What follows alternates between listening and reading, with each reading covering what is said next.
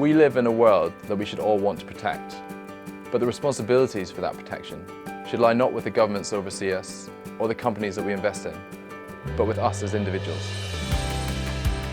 When I look at my family in terms of what we eat, what transport we take, and what we buy in the shops, we consume carbon in one way or other every day. I want us as a family to reduce our carbon footprint as low as possible, but I know it's impossible to eradicate it entirely, and that's why I think carbon offsetting is really important. Carbon offsetting is the reduction or removal of emissions of carbon dioxide in order to compensate for emissions made elsewhere. Whilst investigating ways for us as a family or our clients in our portfolios to reduce their carbon footprint, I came across a small Swedish company called Holmen.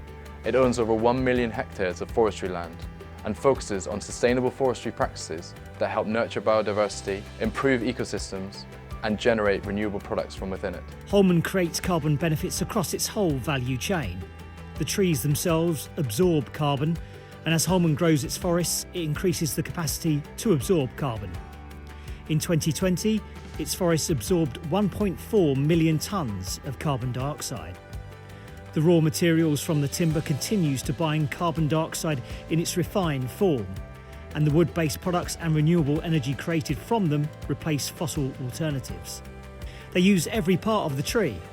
The wood is sold as timber, the wood chips become paper, and the bark and shavings are used to create bioenergy.